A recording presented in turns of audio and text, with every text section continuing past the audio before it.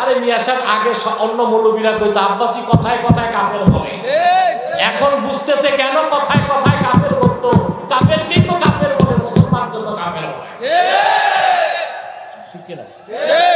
যাক, বুঝতে একটু দেরি হলো, বুঝতেছে মানুষ, জাতি বুঝতেছে, ঠিক কিনা? তাহলে হাদিস বাদ দিলে কোরআন বোঝার কোনো সুযোগ নাই। আল্লাহ পাক যাকে আজ থেকে ১৫০০ বছর আগে প্রেরণ করেছেন সর্বশ্রেষ্ঠ ও সর্বশেষ নবী ও রাসূল হিসেবে, যার পরে আজ পর্যন্ত পৃথিবীতে অবশ্যই কোন প্রকার নবী কিংবা রাসূল অবশ্যই আসে নাই, অবশ্যই এখনো নাই, অবশ্যই কিয়ামত পর্যন্ত আসবে না। সম্মানিত সুধী, আসছি আল্লাহর কাছে। আল্লাহ যদি বাতাস দিয়া খুশি হয় আমরাও খুশি, বৃষ্টি দিয়া খুশি থাকলে তো মনে হয় একটু মেহেরবানি করছেন। আমি যখন ঢুকতেছি আপনাদের সড়ক দিয়ে দেখলাম বৃষ্টি শুরু হয়েছে, আল্লাহ রসিম রহমত, আল্লাহ বৃষ্টিটা বন্ধ করছে, রোদও নাই। আজকে আমার দিনে প্রোগ্রাম ছিল ঝিনাইদাতে, ওখানে প্রচন্ড গরম ছিল, কিন্তু প্রচুর লোক হয়েছে দিনের বেলা, আল্লাহ প্রচুর বাতাস দিয়েছে, আলহামদুলিল্লাহ। আপনারা বসে আছেন, আপনারা জানেন প্রত্যন্ত অঞ্চলে রাতে আমি আসি না, কিন্তু আপনাদের পীর সাহেব যিনি খানকার খাবেন, তার আকুল আবেদন ছিল যেন আমি রাতে একটু আসি। আমি বুঝতে পারিনি আপনাদের রোডঘাট এতটা খারাপ। আমার মনে হলো দ্বিতীয় বিশ্বযুদ্ধে যে বোমা পড়ছে এরপর আর ঠিক করা হয়নি।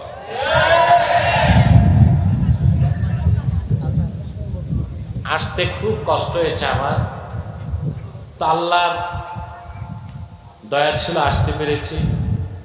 গাড়িটা একটু ভারী গাড়ি নিয়ে এসেছি, আগে জানলে গাড়ি বাদ দিয়া ঘোড়া দিয়ে আসতাম। তো সে যাই হোক, চলেই তো আসলাম। আমি কিছু কথা কোরআন শরীফ থেকে বলে আপনাদের থেকে আগে আগে বিদায় নিব, তারপর অন্যান্য আলোচকরা আসবেন এবং তাদের জ্ঞানগর্ভ আলোচনা আপনাদের উপহার দিবেন। যে ভাইরা দাঁড়িয়ে আছেন মেহরবানি করে বসুন, চেষ্টা করুন বসা। অনেকে বসতে চাইলেও বসতে পারে না, জিন্সের প্যান্ট লাগায়। তো জিন্সের প্যান্ট লাগাইলে তো আর বসা যায় না, বসতে তো চিচেন থাক। আমাদের প্রোগ্রামে অনেক সময় অমুসলিমরাও আসে, হিন্দুরাও আসে, তারা বসতে লজ্জা পায়, আমরা বসতে বলি না, দাঁড়াই থাক। ওই রকম ছাড়া যারা মুসলিম আছেন আল্লাহ বসতে বসেন।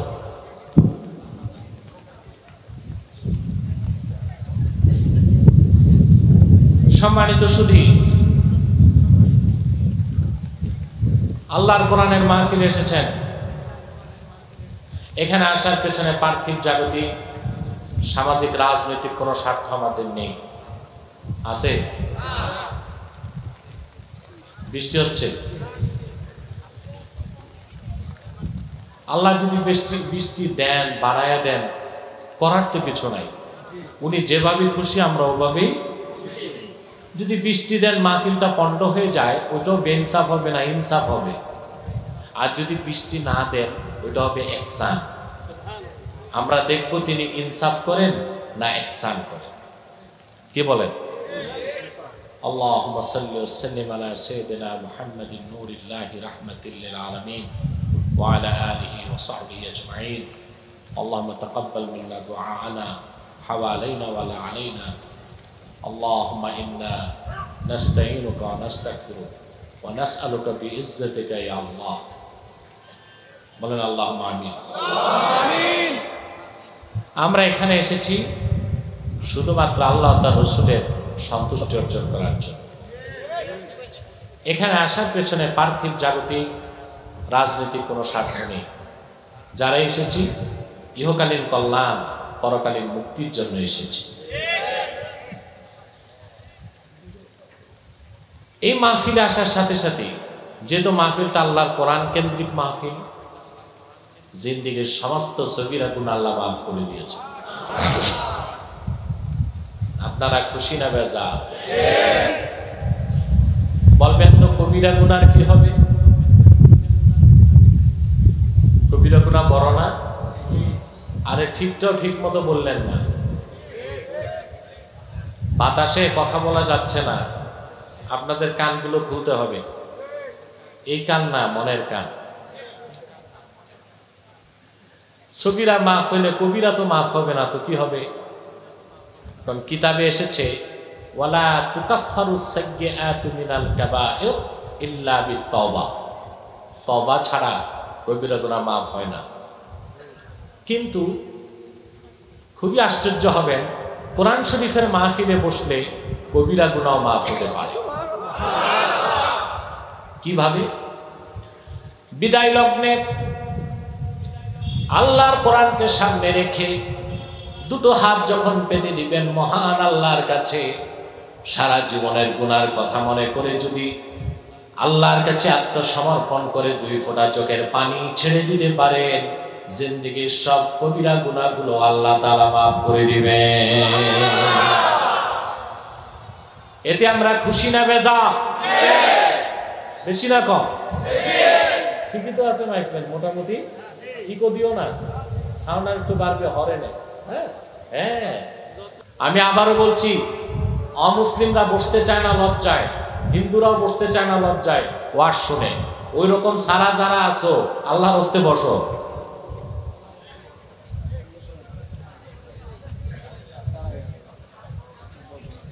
চামড়া গন্ডারের মতো মোটা। এই কথার পর তার কথা আমার কাছে নাই। সম্মানিত সুধী, আল্লাহ যে আমাদের কবিরা গুনাহ মাফ করে দিবেন, এতে আমরা খুশি না বেজার? আল্লাহ খুশি, আমরা খুশি, মাখলুকাত খুশি, ফেরেশতারা খুশি, ঠিক না? বেজার শুধু শয়তান। শয়তান বেজার, তার চেলাচামুন্ডারাও বেজার। শয়তানের সব চেষ্টাই ব্যর্থ হয়েছে, এখন একটা বাকি আছে, কোরআনের মাহফিল থেকে উঠানো যায় কিনা। আমি নামার আগে একটা ছোট্ট মুনাজাত করবো, অন্তত তার আগে উঠবো না এই নিয়ত করে শয়তানের গালে একটা থাপ্পড় দিতে চাই। কে কে হাত তুলে দেখা?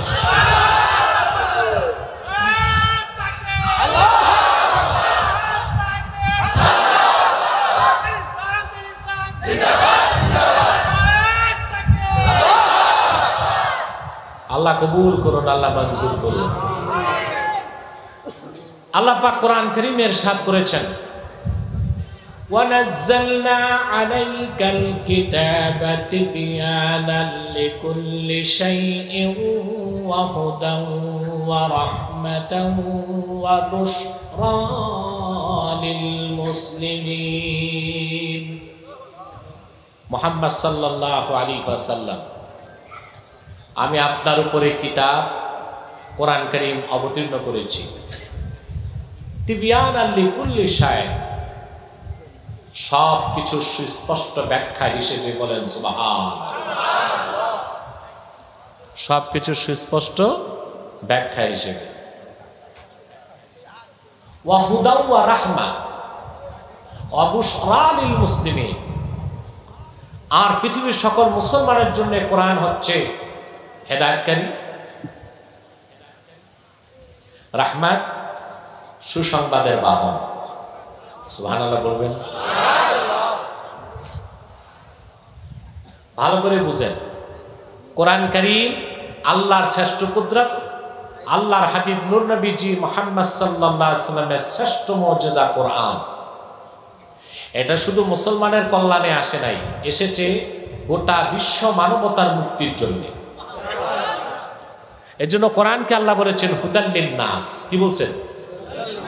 সব মানুষের জন্য কি হেদায়েতকারী, আর মুসলমানদের জন্য, মুমিনদের জন্য হেদায়েতকারী এবং রহমত।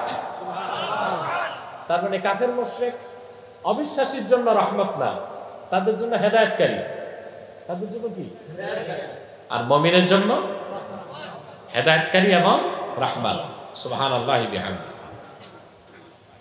আল্লাহ পাক এই কোরআন কারীম গোটা বিশ্ব মানবতার জন্য হেদায়েতের গ্যারান্টি দিয়ে পাঠিয়েছেন। আল্লাহ পাক বলেন, শাহরু রমাদানাল্লাযী উনজিলা ফীহিল কুরআনু হুদাল লিন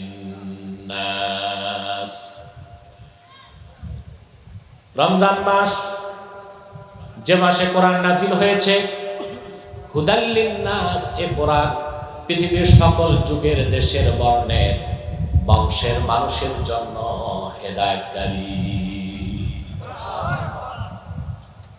যা পৃথিবীর সমস্ত মানুষকে অন্ধকার থেকে আলোর পথে টেনে আনবে। সুবহানাল্লাহ বলবেন না? আল্লাহ রাব্বুল আলামিন বলেন, আলিফ লাম রা, কিতাবুন আনজালনাহু ইলাইকা লিতুখরিজান নাসা মিনাজ যুলুমাতি ইলান নূর। আল্লাহ পাক বলেন, আলিফ লাম রা, কিতাবুন আনজালনাহু ইলাইক, এই কিতাব কোরআন আপনি মুহাম্মদ সাল্লাল্লাহু আলাইহি ওয়াসাল্লামের কাছে, আপনি মুহাম্মদ সাল্লাল্লাহু আলাইহি ওয়াসাল্লামের উপর অবতীর্ণ হয়েছে। সুবহানাল্লাহ। আমি আপনি মুহাম্মদ সাল্লাল্লাহু আলাইহি ওয়াসাল্লামের কাছে প্রেরণ করেছি, আপনার উপর অবতীর্ণ করেছি, লিতুখরিজান নাসা মিনাজ যুলুমাতি ইলান নূর, যেন আপনি গোটা বিশ্বের মানুষকে অন্ধকার সমূহের ভিতর থেকে একটি নূর, একটি আলো, আল্লাহর দ্বীন ইসলামের দিকে আনতে পারে। শুধু মুসলমানের জন্য না, সবার জন্য? হ্যাঁ, সবার জন্য। এই কথা বলবেন, এদিকে লাইভ চলতেছে, আপনার লাইভ চলবে না, লাইভ করতে দেই না আমি। লাইভ করলে ওই কাফের মুশরিক ইহুদিরা ব্ল্যাক ম্যাজিক করে। কি করে? এই করতে দেই না। কালকেও এক ইহুদিকে তওবা করেছি, দেখছো না তোমরা? না, মারাত্মক ইহুদি, দেখছো তোমরা? দাবি করে আহলে কোরআন, হাদিস মানে না, আর রাসূলুল্লাহর হাদিস যে অস্বীকার করবে সে কাফের ছাড়া কিছু হইতে পারে না। কোরআন মানার কোনো ব্যবস্থা নাই, সুযোগই নাই। সেই দিকেই যাচ্ছি আমি আস্তে আস্তে। ওরা যে গোপনে গোপনে কিভাবে মানুষকে কাফের বানায় দিচ্ছে, আপনারা টেরও পাচ্ছেন না। হ্যাঁ, আলেমদের সজাগ হতে হবে। কথা বুঝতে পারছেন? কোরআন কারীম সকল মানুষের জন্য আল্লাহ হেদায়েতকারী হিসেবে পাঠিয়েছেন, কিন্তু যারা মুমিন, যারা মুসলিম, তাদের জন্য কোরআন হেদায়েতকারী এবং রাহমাত। সুবহানাল্লাহ কইবেন না? প্রশ্ন এগুলো সভাপতির কাছে দিবা, পীর সাহেবের কাছে। উনি যদি মনে করে উত্তর দরকার আমি দিব, এগুলো তার কাছে যাবে। সভাপতিকে এখানে পীর সাহেব না? হ্যাঁ, ওনার হাতে জমা দিবা। উনি যদি মনে করে উত্তর দরকার আছে আমি উত্তর দিয়ে যাব। সম্মানিত সুধী, কোরআন কারীম সকল মানুষের জন্য হেদায়েতকারী, কিন্তু যারা কাফের মুশরিক তাদের জন্য শুধু হেদায়েতকারী, আর মুমিন মুসলমানের জন্য হেদায়েতকারী, রহমত, সুসংবাদের বাহন, মহাঔষধ, মহাআরোগ্য। আল্লাহ রাব্বুল আলামিন বলেন, ওয়া নুনাজ্জিলু মিনাল কুরআনি মা হুয়া শিফাউন ওয়া রাহমাতুল লিল মুমিনিন ওয়া লা ইয়াজিদুজ যালিমিনা ইল্লা খাসারা। আল্লাহ পাক বলেন, আমি ধাপে ধাপে, ক্রমে ক্রমে কোরআন কারীম আমার নবী মুহাম্মদ সাল্লাল্লাহু আলাইহি ওয়াসাল্লামের কাছে অবতীর্ণ করি, যে কোরআন হচ্ছে শিফাউল লিল মুমিনিন, সকল বিশ্বাসী মুসলিম মুমিনদের জন্য শিফা, ঔষধ, মহা ঔষধ। কার পক্ষ থেকে? ওয়ালা ইয়াজিদুজ যালিমিনা ইল্লা খাসারা। আর যারা জালেম, জালেম চিনেন? কথা বলে না। জালেম চিনেন? চোখ থাকতে অন্ধ, কপালটা মন্দ। দেখেন না আমার দেশে যে বুদ্ধিজীবীগুলো আছে, নিজেদেরকে দাবি করে এলিট পার্সন, সুশীল সমাজ, প্রগতিশীল অ্যারিস্টোক্রেট সিটিজেন দাবি করে। বিদ্যা বুদ্ধির অভাব নেই, ডিগ্রি আছে, কেউ ক্যামব্রিজে পড়ছে, কেউ অক্সফোর্ডে পড়ছে, কেউ হার্ভার্ডে পড়ছে, কেউ ঢাকা বিশ্ববিদ্যালয়ের ভারে, সব পড়ে, ইতিহাস পড়ে, ভূগোল, zoology, cosmology, theology, physics, chemist, botany, রাষ্ট্রবিজ্ঞান সব পড়ে, শুধু আল্লাহর কোরআন পড়ে না। আমার দৃষ্টিতে এত বিদ্যা বুদ্ধির বহর নিয়ে এদের মধ্যে আর চতুষ্পদ জানোয়ারের মধ্যে আমার কাছে কোনো পার্থক্য আছে? তখন কি করে? অসংলগ্ন কথা বলে, ভিত্তিহীন কথা বলে, বলে বাংলাদেশে সাম্প্রদায়িকতা চলবে না।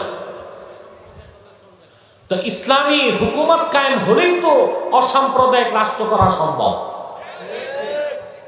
সাম্প্রদায়িকতা কোনটা? যেটা একটা সম্প্রদায়ের সেটা সাম্প্রদায়িকতা, আর যেটা সকল সম্প্রদায়ের কল্যাণে সেটা সাম্প্রদায়িকতার ঊর্ধ্বে। কোরআন কি শুধু মুসলিমদের হেদায়েতের জন্য এসেছে? না সবার জন্য? কি মুমিন, কি মুসলিম, কি অমুসলিম, কি মুনাফিক, কি মুশরিক, কি আস্তিক, কি নাস্তিক, কি শ্বেতাঙ্গ, কি কৃষ্ণাঙ্গ, সকল মানুষের জন্য আল্লাহ বলেছেন কোরআনকে হুদাল লিন্নাস। হেদায়েত যারা মেনে নিবে তারা হেদায়েতও পাবে, রহমতও পাবে, ইহকালীন কল্যাণ পাবে, পরকালে জান্নাত পাবে। ঠিক কি না? এই কোরআনকে আল্লাহ বলেছেন তিবিয়ানান লিকুল্লি শাই, সব কিছু সুস্পষ্ট ব্যাখ্যা, সব কথা কোরআন শরীফে আছে, আছে না? আকাশের উপরের কথা, তার নিচের কথা, জমিনের উপরের কথা, তার নিচের কথা, ইহকালের কথা, পরকালের কথা, ধুলকের কথা, ভুলকের কথা, জলের কথা, স্থলের কথা, যত বিজ্ঞান আছে, দর্শন আছে, কি physics, chemist, zoology, botany, cosmology, theology, নৃতত্ত্ব, ভূতত্ত্ব, জিওগ্রাফি, ইহকালীন কল্যাণে মানুষের মুক্তির জন্য যত নীতি দরকার আছে, কি শিক্ষানীতি, অর্থনীতি, সমাজনীতি, রাষ্ট্রনীতি, ব্যক্তি জীবন, সমাজ জীবন, রাষ্ট্র জীবন, ইহকালীন কল্যাণ আর পরকালীন মুক্তির জন্য জরুরি সব কথা আল্লাহ কোরআনে বলে দিয়েছে। এখন তিবিয়ানান লিকুল্লি শাই, কোরআন সবকিছুর সমাধান, এটার অপব্যাখ্যা করা যাবে না যে আমরা শুধু কোরআন মানবো, হাদিস মানার দরকার কি, সব তো কোরআনেই আছে। কথা বুঝতেছেন? এই যে পথভ্রষ্ট অমুসলিম সম্প্রদায়টাকে যে শয়তানে ধরছে, শয়তান সূত্র কি দিছে? নাম তো সুন্দর রাখছে আহলে কোরআন। তাদেরকে আহলে কোরআন বলা যাবে না। রাসূলুল্লাহর হাদিসের অস্বীকারী মুসলিম হতে পারে না, আর অমুসলিম বেঈমান কোনদিন আহলে কোরআন হতে পারে না।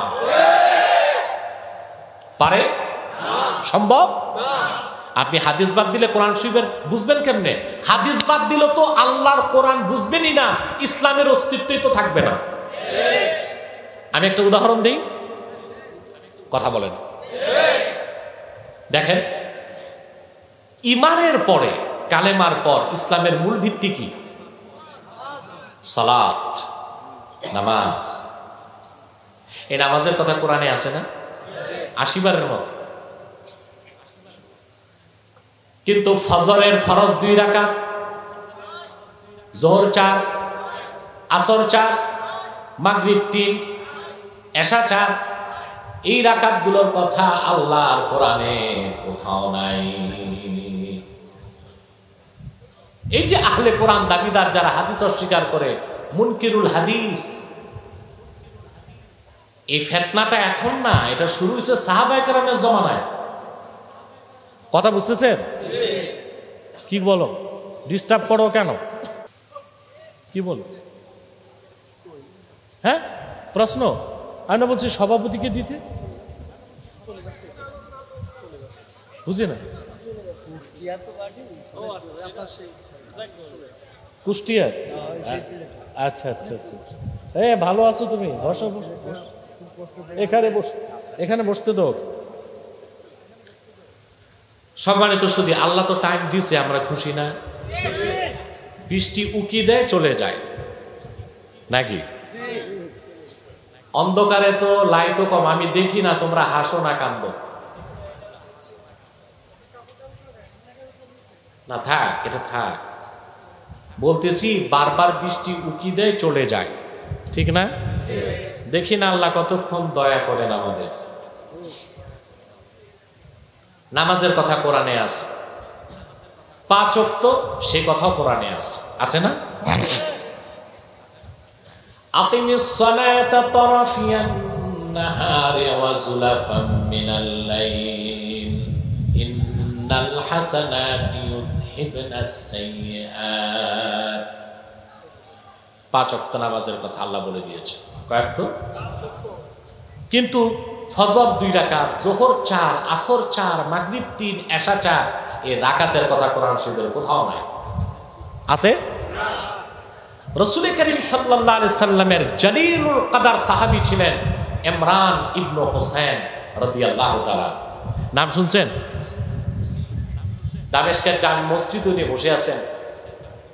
তো ইমরান বিন হোসেন আল্লাহ রাসূল সাল্লাল্লাহু আলাইহি সাল্লামের শাফাআতের কথা বলতেছিলেন। আমরা রাসূলের শাফাআতকে বিশ্বাস করি না? অবশ্যই। যেটা ঠিক মতো কইলা না, আল্লাহ রাসূলের শাফাআতকে যে অস্বীকার করবে সে মুসলিম থাকতে পারে না। কারণ ইবনে হাজার আসকালানী বলেছেন ইন্নাল আখবারা বিশাফাআতিন নবী সাল্লাল্লাহু আলাইহি ওয়াসাল্লাম কদ বালাগা হাদ্দাত তাওয়াতুর। রাসূলুল্লাহ যে কাল কিয়ামতের দিন আমাদের সুপারিশ করবেন, এই হাদিসগুলো মুতাওয়াতিরের দরজা লাভ করছে। আর আলেমরা জানেন মুতাওয়াতির হাদিস অস্বীকার করলে ঈমান থাকে না। আমি 2016 সালে আপনাদের কুষ্টিয়া শান্তিডাঙ্গাতে এসেছিলাম, কাছে না? ওখানে শুনেছিলাম 22টি পরিবার খ্রিস্টান হয়ে গেছে। আমি এসেছিলাম, 22টি খ্রিস্টান যারা হলো মুসলিম থেকে খ্রিস্টান, তাদের নেতার বাড়ি ওখানে শান্তিডাঙ্গায়। আমি গেলাম, যে তাকে জিজ্ঞেস করলাম, আমি তার নাম বলবো না, শুনেছি সে আবার ইসলামের দিকে ফিরে এসেছে। আমি তাকে জিজ্ঞেস করলাম, তুমি আল্লাহর আখির নবী, সর্বশেষ নবী ও রাসূল মুহাম্মদ সাল্লাল্লাহু আলাইহি সাল্লামের দিন, যার মাধ্যমে আল্লাহ ইসলামকে পরিপূর্ণ করলেন, যে দিন ইসলামের মাধ্যমে আল্লাহ তার দিনকে পরিপূর্ণ করলেন, সেই ইসলাম ছেড়ে খ্রিস্টান হইলা কেন? কোন পাগলে দর্শক মারে? তো সে বলতেছে কি জানেন? বলে হুজুর আপনার সব কথাই মানি, বিশ্বাস করি, একটা কারণ। আমি বললাম কি? বলে আল্লাহ রাসূল তো সুপারিশ করতে পারবেন না, ঈসা তো সুপারিশ করবে।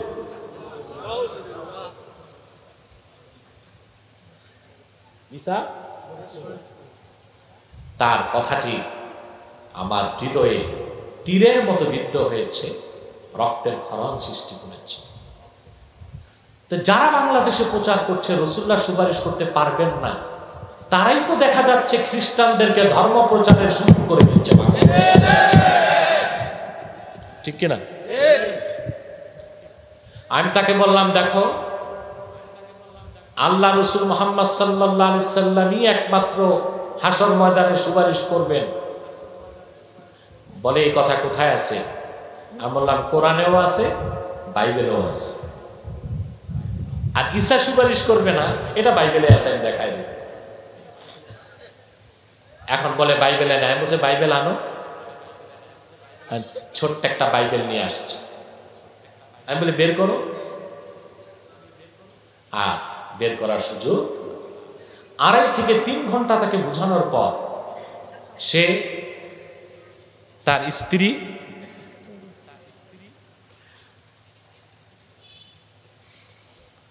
স্ত্রী তারা বুঝলো কথাটা। আমার কথা বুঝতে পেরেছেন? হ্যাঁ, বুঝার পরে ফিরে আসে নাই। তখন আমি চলে আসলাম, শুনেছি পরবর্তীতে তওবা করে মুসলিম হয়েছে।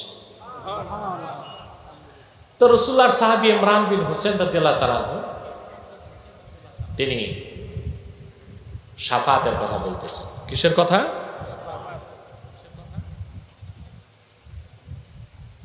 চিন্তা করেন, আহলে কোরআনের ফিতনা এই যুগে না ওই যুগেও। এক ব্যক্তি দাঁড়াই গেছে, দাঁড়াই বলল, হুজুর শাফাতের কথা কোথায় পেয়েছেন আপনি? কোরআন শরীফে তো রাসূলুল্লাহর শাফাতের কথা নাই। ইমরান বিন হুসাইন রাদিয়াল্লাহু তাআলা বুঝলেন লোকটা কোরআন মানে হাদিস মানে না। তো তিনি তাকে পাল্টা প্রশ্ন করলেন, হাল কারাআতাল কোরআন, তুমি কি কোরআন পড়ছো নাকি? হ্যাঁ, সে বলল হ্যাঁ 30 পারা কোরআন আমি পড়েছি। কথা বুঝতেছেন? তো তিনি বললেন ঠিক আছে, তুমি কোরআন শরীফ পড়ছো, নামাজ পড়ো। ওই জি নামাজ পড়ি। চেঞ্জ করে দাও। বললো তো কোন নামাজ কয় রাকাত পড়ো? বলে কেন হুজুর? ফজর 2, যোহর, আসর, মাগরিব, এশা।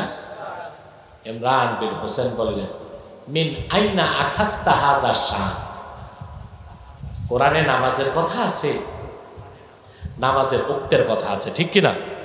ওক্তটা আল্লাহ বলে দিয়েছেন না? হ্যাঁ, ওয়াকিমিস সালাতা তারাফাইন নাহার ওয়া যুলাফাম মিনাল লাইল ইন্নাল হাসানাতি ইউযহিবনাস সাইয়্যাত। দিনের 2 প্রান্তে, রাতের 2 প্রান্তে, আর মাঝখানে আসর। এই 2 2 4 আর আসর নিয়ে 5। ইমরান বিন হোসেন বললেন রাকাতের কথা কোথায় আছে? রাকাতের কথা জবাব কি দিছে শুনেন। সেই জবাবটা আজকে যারা আহলে কোরআন দাবিদার তাদের জন্য হেদায়েতের কাজে আসবে। ইমরান বিন হোসেনকে সে লোকটি জবাব দিল, আখাজনা মিনকুম, নামাজ পেয়েছি কোরআনে, রাকাত পেয়েছি আপনাদের মতো সাহাবীদের কাছ থেকে। ইমরান বিন হোসেন জবাব দিলেন, আখাজতুম মিন্না ওয়া আখাজনা মির রাসূলিল্লাহ, তোমরা আমাদের কাছ থেকে পেয়েছো আর আমরা আল্লাহ রাসূলের কদম থেকে পেয়েছি। এরই নাম হাদিসুন নবী। তাহলে হাদিসকে বাদ দিলে নামাজ শেষ। নামাজ নামাজের পর বড় ভিত্তি কি? যাকাত। আপনার যাকাত দেন না, তেজন্য ভুলে গেছে। যাকাত দেন কোথায়? আমাদের দেশে যাকাত সবচেয়ে বেশি খায় ধনী মানুষরা। এটা বুঝছেন কিভাবে খায়? যে ধনীর 1 কোটি টাকা, তার তো যাকাত আসে 2.5 লাখ টাকা, কিন্তু সে তো 10,000 টাকা ফকির মিসকিনকে দিল, বাকি যে 2.5 লাখ গরিবের হক সে তো নিজেই খাইল। বুঝেন নাই? 10,000 দিল আর বাকিটা সে নিজে খাইলো না। এই জন্য আমি বলি বাংলাদেশে সবচেয়ে বেশি যাকাত খায় কারা? ধনীরা খায়। যাকাতকে বলা হয়েছে ইন্নাজ যাকাতা কারিনাতুস সালাহ, নামাজের সঙ্গী হচ্ছে যাকাত। কোরআন শরীফে যত জায়গায় আল্লাহ তাআলা নামাজের কথা বলেছেন, সঙ্গে যাকাতের কথা বলেছেন। বলছেন না? যাকাতের কথা আল্লাহ কোরআন শরীফে বলেছেন,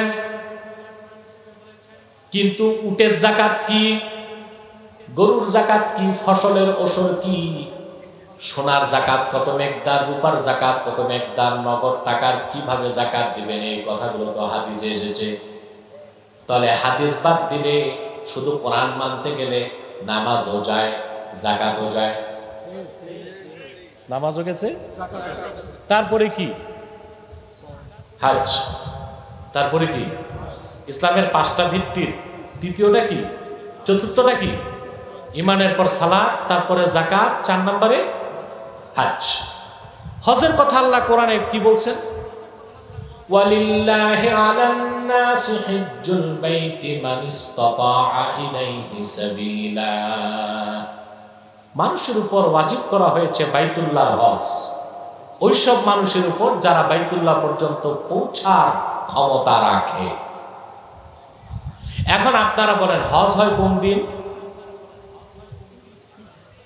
আরে ভাই আমি কি কবরস্থানে না মাহফিলে?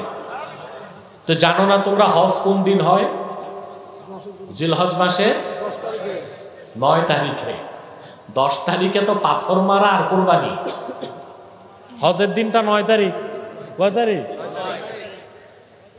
আল্লাহ বললেন বাইতুল্লাহর হজ, কিন্তু সারা দুনিয়ার মানুষ জিলহজ মাসের 9 তারিখ কাবার প্রান্তরে থাকে না, আরাফাতের প্রান্তরে। কথা বলে না, আরাফায় থাকে না কেন? কারণ রাসূলুল্লাহ বলেছেন আল হাজ্জু আরাফা, হজের সবচেয়ে বড় কাজ হচ্ছে আরাফাতে। সেজন্য হজের 3 ফরজের বড় ফরজ আরাফাতে উপস্থিত থাকা 9 তারিখে। তাহলে হাদিস বাদ দিলে হজও কথা বলেন, কথা বুঝতেছেন?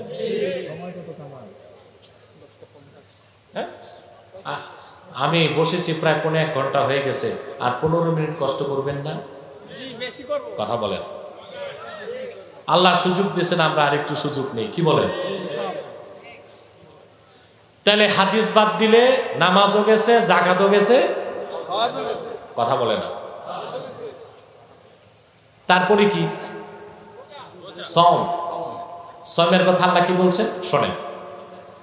ইয়া আইয়ুহাল্লাযীনা আমানু কুতিবা আলাইকুমুস সিয়ামু কামা কুতিবা আলাল্লাযীনা মিন ক্বাবলিকুম লাআল্লাকুম তাত্তাকুন।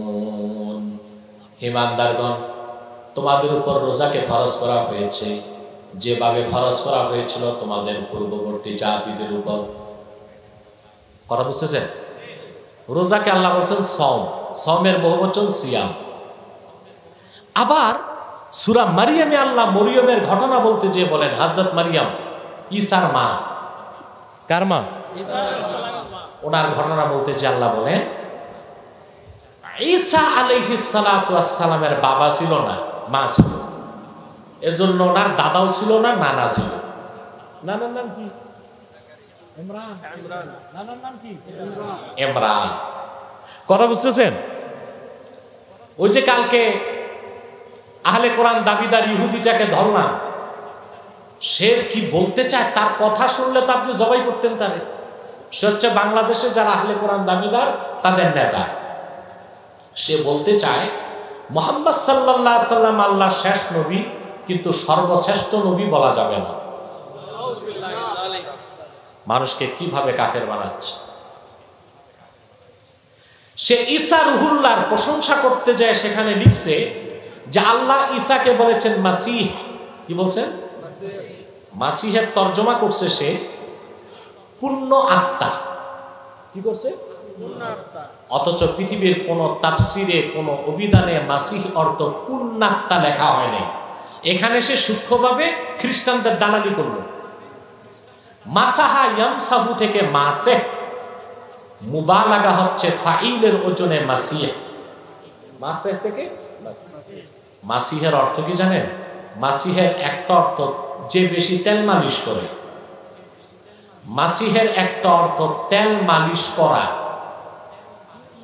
মাসিহের একটা অর্থ অতিরিক্ত সহবাসকারী। মাসিহের আরেকটা অর্থ হচ্ছে স্পর্শকারী।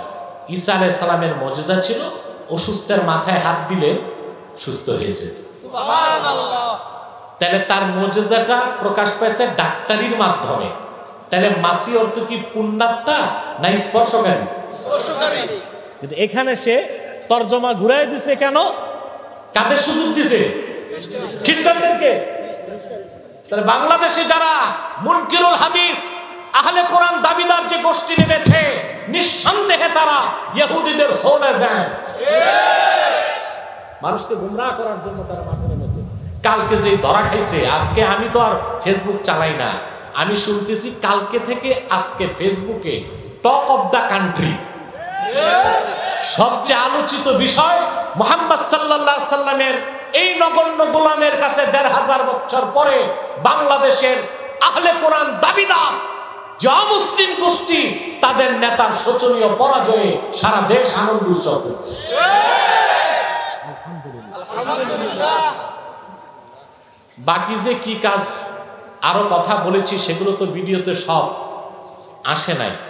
তাকে আমি যেভাবে ধরেছিলাম, সে আমার সামনে কথা ছিল 2 ঘন্টা কথা বলবে।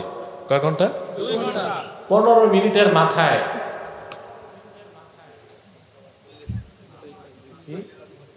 ওইটা বললাম না। আমি তো একবার যাবার বেলা একটু বললাম যে তোমাকে আমি একটু আপ্যায়ন করতে চাই, ভাত দিয়া, ডাল দিয়া আর কুত্তা গোস্ত নিয়ে।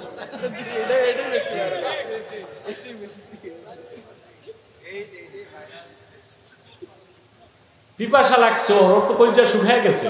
পানির বোতল নিয়ে আমি খাওয়াইছি, পানি খাও না। পানি খাবার তরিকা কি এটা দেখাও। বসে না, দাঁড়ায়া, ডান হাতে না বাম হাতে, গেলাসে না বোতলে না হাতে। বেটা আমার এখান থেকে ক্ষমা চায় বের হয়ে মার্কেটে যে শুনছি তাল খাওয়া ধরছে। তাল, ওর যে পিপাসা লাগছে, তাল খাইয়া পিপাসা মিটেছে। ওর কথায় ভাই মুসলমানের রক্ত মাথায় চলে আসে। কিছু মানুষ চেয়েছি পিটাইতে, আমি বলছি না, পিটানোর দরকার নাই। আবু বকর সিদ্দিকের যে সুন্নত, ওটা তো আমি পালন করেই দিছি, বাকি পিটানোর দরকার নাই। ওরা যে ভণ্ড গোমর ফাঁস হয়েছে, এটাই বড় কাজ আমার। তাহলে ভাইরা, আমার কথা কি বুঝতেছেন? কোরআন সব সমস্যার সমাধান, ব্যাখ্যাটা বুঝতে হবে। এর মানে এই নয় হাদিস বাদ দিয়ে দিবেন। আপনাকে কোরআন বুঝতে হবে হাদিস দিয়ে। কি দিয়ে? এখন হাদিস বাদ দিলেন, দেখলেন নামাজ গেছে, রোজা গেছে, হজ গেছে, 4 নম্বরে কি? রোজা, সওম। তো মরিয়মের ঘটনায় 5 নম্বর। মরিয়মের ঘটনায় আল্লাহ তাআলা বললেন, মরিয়ম আলাইহিস সালামের তো বাবা ছিল না। বাবা, ওনার বাবা ছিল ইমরান। ঈসা আলাইহিস সালামের বাবা ছিল না। পুরুষের স্পর্শ ছাড়াই আল্লাহর হুকুমে মায়ের পেটে ঈসা জন্ম নিয়েছে। সুবহানাল্লাহ বলবেন। বাচ্চা যখন প্রসব হয়েছে, ইহুদিরা হযরত মরিয়মকে তিরস্কার করতে লাগলো। এই মারিয়াম, পড়ছো কি? তোমার বাপ ছিল পরহেজগার মানুষ, মা ছিল সতী সাধ্বী, তুমি এটা কি কাম করছো? ওরা বেবিচারে অপবাদ দিল। হযরত মরিয়ম তখন কি বলছেন? ইন্নী নাযারতু লির-রাহমানি সাওমা ফালান উকাল্লিমাল ইয়াওমা ইনসিয়া। রহমানের নামে আমি 3 দিন মান্নত করেছি, চুপ থাকবো, কোনো মানুষের সাথে কথা বলবো না। তাহলে হযরত মারিয়াম যে চুপ থাকবেন, সেটাকে রোজা বলা হয়েছে, সওম বলা হয়েছে। এখন আল্লাহ তাআলা মরিয়মের ঘটনায় 3 দিন কথা না বলাকেও সওম বলেছেন। আবার সূরা বাকারায় 1 মাস রোজা রাখাকেও সওম বলেছেন। কোথায় সওম অর্থ চুপ থাকা, আর কোথায় সওম অর্থ উপবাস থাকা, এটা কিভাবে বের করবেন? হাদিস ছাড়া তো বিকল্প নাই। কথা বলেন। এখন এই বাটপারের দল, এই শয়তানগুলোর সুযোগ নিয়ে কেউ তো বলতে পারে সওম অর্থ তো 2টাই, চুপ থাকাও সওম, পানাহার থেকে বিরত থাকাও। তা আমি রমজান মাসে 3 বেলা খাবো, শুধু কথা বলবো না, চুপ থাকবো। কথা বুঝেন না? রোজা হবে না। তাহলে কোন সওমের অর্থ রোজা রাখা আর কোন সওমের অর্থ চুপ থাকা, এটার ব্যাখ্যা নিতে হবে কোত্থেকে? এত আসতে বললা ভাই। তাহলে হাদিস বাদ দিলে নামাজ শেষ, রোজা শেষ, হজ শেষ, যাকাত শেষ, ইসলামের অস্তিত্বই তো খুঁজে পাওয়া যাবে না। তাহলে যারা আহলে কোরআন দাবি করে শুধু হাদিসকে, কোরআনকে মানে হাদিস বাদ দিতে চায়, তারা ইসলামের অস্তিত্বকে স্বীকার করে না। তো তাদেরকে আর মুসলমান বলা যাবে না, মুনাফিকও তো বলা যায় না, কারণ কুফরিটা তো স্পষ্ট। তাহলে কি বলতে হয়? ভয় লাগে। আরে মিয়া সাহেব, আগে অন্য মৌলবীরা কইতো আব্বাসী কথায় কথায় কাফের বলে, এখন বুঝতেছে কেন কথায় কথায় কাফের বলতো। কাফের কিন্তু কাফের বলে, মুসলমানকে তো কাফের বলে। ঠিক কিনা? যাক, বুঝতে একটু দেরি হলো, বুঝতেছে মানুষ, জাতি বুঝতেছে। ঠিক কিনা? তাহলে হাদিস বাদ দিলে কোরআন বোঝার কোনো সুযোগ নাই। আসেন আরেকটা উদাহরণ দিচ্ছি।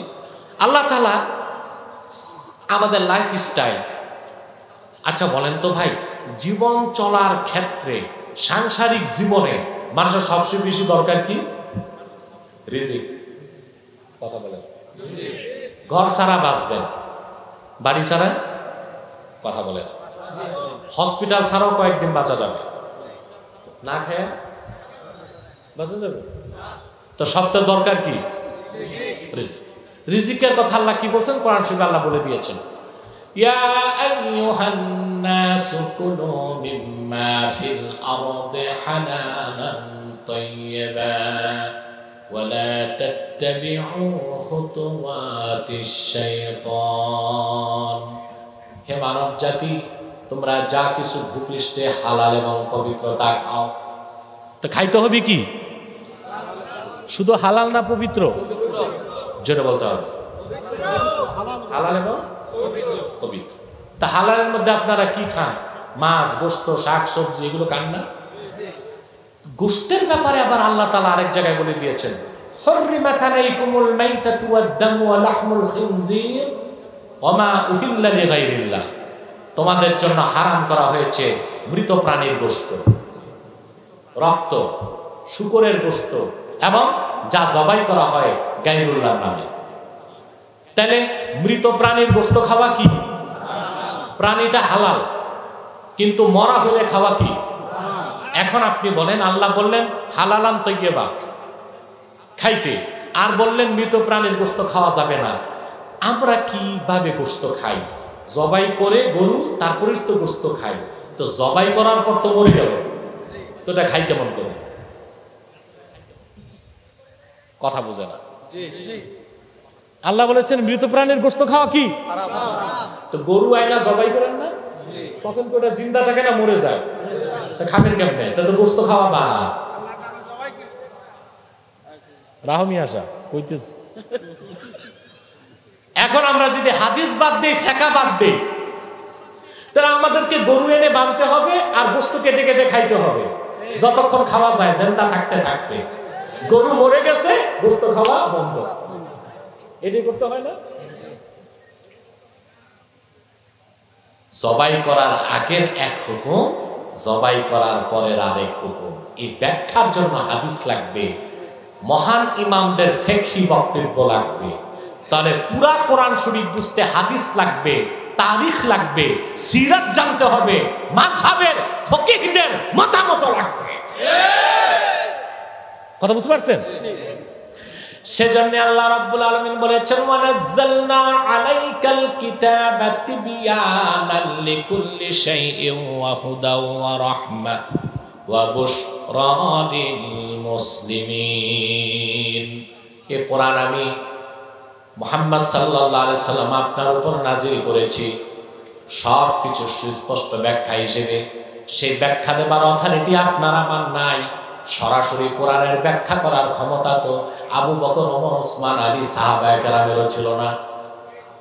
কারণ আল্লাহ কোরআন কারীমে বলেছেন, ফাইদা ক্বরানাহু ফাত্তাবি' কুরআনাহু সুম্মা ইন্না আলাইনা বায়ানা।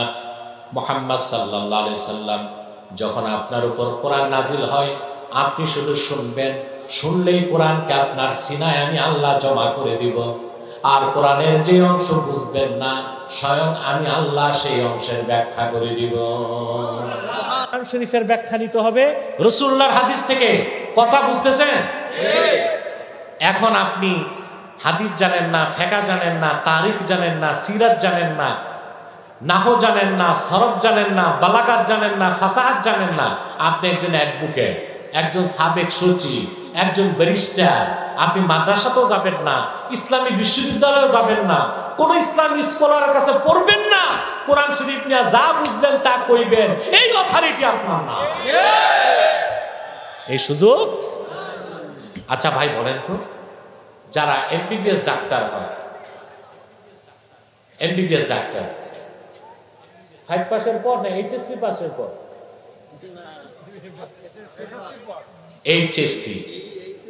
এইচএসসি সায়েন্স ডিপার্টমেন্টে তার জিপিএ 5 পাইতে হবে। তারপর কয়েক লক্ষ ছাত্রের মধ্যে মেধায় উত্তীর্ণ হয়ে চান্স পাওয়া যাবে মেডিকেলে, ঠিক কিনা? তো ওখানে কি পড়ায়? 6 বছর বই পড়ায় মেডিকেল সায়েন্সের উপর। কয় বছর? একা পড়ে না প্রফেসরের কাছে? কথা বলে। প্রফেসরের কাছে 6 বছর পড়ার পরে ইন্টার্নি করার পর মোটে হয় এমবিবিএস। এটা এমবিবিএস তো এখন বাংলাদেশে ভাত নাই, মা বাবার বেকার সন্তানের মতো। কিসের মতো? এমবিবিএস এর চাকরি নাই তো, বিসিএস পাস করতে হবে। তো এমবিবিএস এখন হয়ে গেছে মা বাবা বেকার সন্তানের মতো।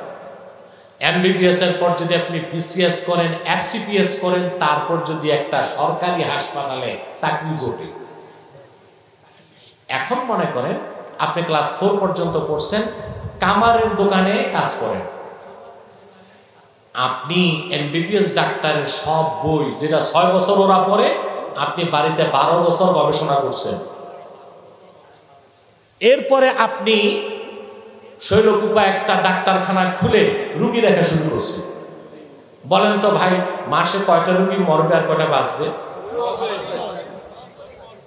যদি সিভিল সার্জন খবর পায় এই ভুয়া ডাক্তারের 14 বছর জেল, কথা বলেন, সে যদি বলে স্যার কেন, যারা ডাক্তারি করে ওরা 6 বছর এমবিবিএস পড়ে, ওই বইগুলো আমি বাড়িতে কামারের দোকানে 12 বছর পড়ছি।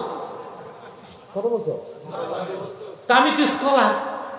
এটা কি স্কলার? স্কলার না স্ক্রু ড্রাইভার হয়েছে। এটা কি হয়েছে? আর সে রুগী দেখলে রুগী বাঁচবে না মরবে? মরবে। আগের দিনে দেখতেন না গ্রাম দেশে বট গাছের নিচে ডাক্তার বসতো?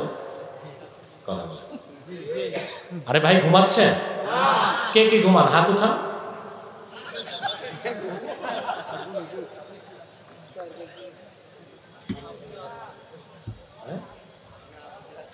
আপনাদের কি কষ্ট হচ্ছে না? আরো কিছুক্ষণ বলবো। এই কথাগুলো জরুরি আছে, শুধু জরুরি না, খুবই জরুরি।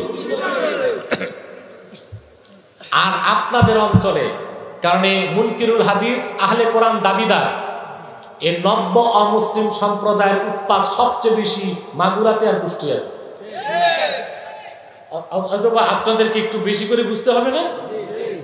হ্যাঁ, বুঝিছেন কথা? এটা তো আরেক অঞ্চলের ভাষা হয়ে গেছে নাকি? সাতক্ষীরা।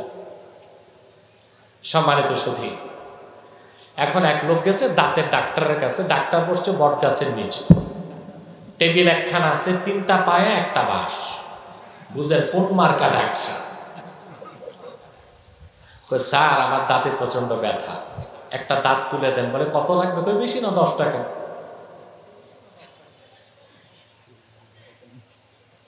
ডাক্তার দাঁত তোলার সময় বড় একটা সারাশি বের করছে, তারপর খুব কসরত করে দাঁত একটা বের করছে। ওই লোক তো বেহুশ হয়ে যাওয়ার বেলায় 10 টাকা বের করছে। ডাক্তারকে 10 টাকায় হবে না, 40 টাকা লাগবে। বলে কেন স্যার?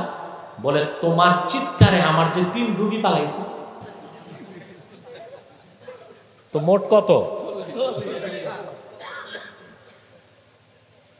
রুগী চিন্তায় পড়ে গেছে, আসলাম পচা একখান দাঁত নিয়ে, এটা ফেলতে এত কষ্ট হইল কেন?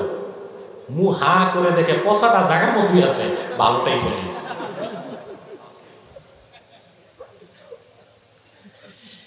এখন মেডিকেল সায়েন্সের বইগুলি 12 বছর না 24 বছর পড়লেও ডাক্তার হওয়া যায় না। যোগ্য আলেমের তত্ত্বাবধানে 10 বছর মাদ্রাসায় না পড়ে কিংবা কোরআন হাদিস পড়ানো হয় এমন বিশ্ববিদ্যালয়ে যোগ্য মুহাদ্দিস মুফাসসির অধ্যাপকের সান্নিধ্যে কোরআন হাদিস না পড়লে কোনোদিনও স্কলার হওয়া যায় না, স্ক্রু ড্রাইভার হওয়া যায়। তখন মানুষের ঈমান নষ্ট করবে। কি করবে? ঈমান নষ্ট করবে। অতএব আপনি যেই সেই লোক কোরআন শরীফ খুলে তাফসীর করবে অধিকার নাই, কোরআন শরীফের তাফসীর করতে হবে হাদিস দিয়ে, কোরআন শরীফের ব্যাখ্যা নিতে হবে সিরাত ও তারিখের কিতাব থেকে। তারপর কোরআন শরীফের ব্যাখ্যার জন্য নাহু লাগবে, সরফ লাগবে, বালাগাত, ফাসাহাত, মান্তিক, ইলমুল কালাম, ইলমুল বাদি, 17টা বিদ্যা লাগে। কতটা? 17টা। এই 17 বিদ্যার আলেম উপমহাদেশে দূরে থাক, আরবে খুঁজলো 2-4-10 জন পাইতে পারে। আর এখন বের হয়েছে বিশ্ববিদ্যালয়ের প্রফেসর, ওনারা হাদিস মানবে না, কোরআন শরীফ খুলে মন মতো ব্যাখ্যা করছে আর নিজেদের নাম লিখে দিচ্ছে আহলে কোরআন। এটা আহলে কোরআন না, এটা আহলে শয়তান। নীরবে নিভৃতে আমার দেশের মুসলমানের ঈমানকে তারা নষ্ট করে দিচ্ছে। কথা বুঝতেছেন? একটি কথা বলি, আমি সমাপ্তির দিকে চলে যাচ্ছি। আজ থেকে প্রায় 1400 বছর আগে ইরাকের বসরা থেকে কিছু লোক ইমাম হোসেনের কাছে চিঠি লিখছেন। কার কাছে? রাদিয়াল্লাহু তাআলা। তাফসীরের কিতাবে কথাটি এইভাবে এসেছে, ইন্না আহলাল বাসরা কাতাবু ইলা হুসাইন ইবনে আলী ইবনে আবি তালিব রাদিয়াল্লাহু তাআলা আনহু ইয়াসআলুনাহু আনিস সামাত। 1400 বছর আগে, 1400 বছর আগে ইরাকের বসরা থেকে কিছু সেই যুগের আলেম চিঠি লিখলেন হযরত ইমাম হোসেন রাদিয়াল্লাহু তাআলা আনহুর কাছে। চিঠিতে তারা একটা প্রশ্নের উত্তর জানতে চাইলেন, সামাদ শব্দের অর্থ কি?